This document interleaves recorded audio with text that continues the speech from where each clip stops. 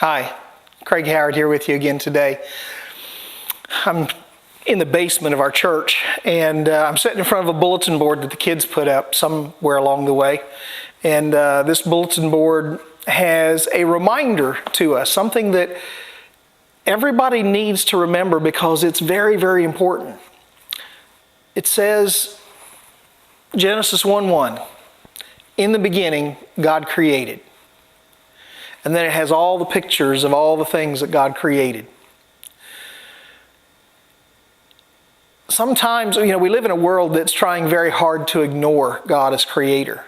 Because if it has to acknowledge God as creator, it has to acknowledge God's authority. And it doesn't want to acknowledge God's authority. And if it has to acknowledge God as creator, it has to acknowledge that there's something out there that's bigger and better and smarter than they are. And we don't want to admit that either.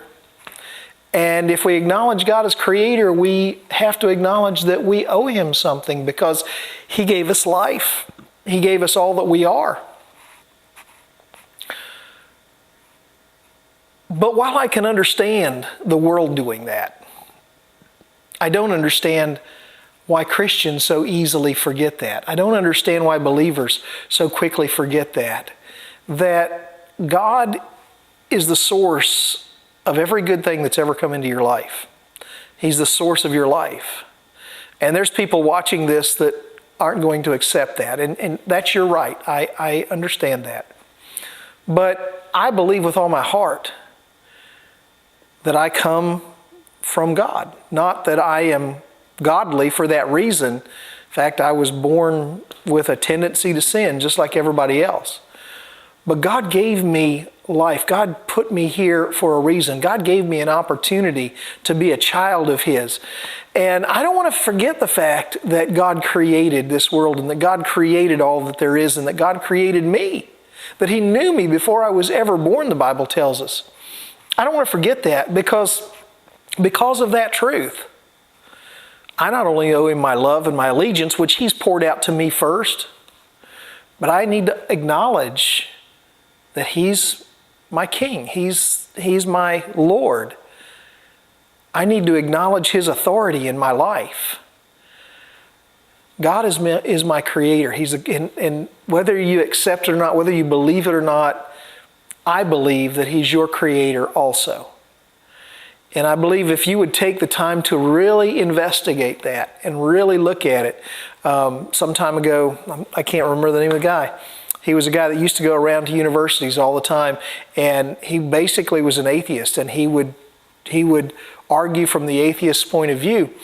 And one day he challenged himself, he said, you know what, I'm going to look at this thing as closely as I can from a scientific perspective, and I'm just going to see what science has to say about God being the creator. And the more he looked at it, the more he came to believe that there is a God and that God created all that there is and that he needed to give his life to Him.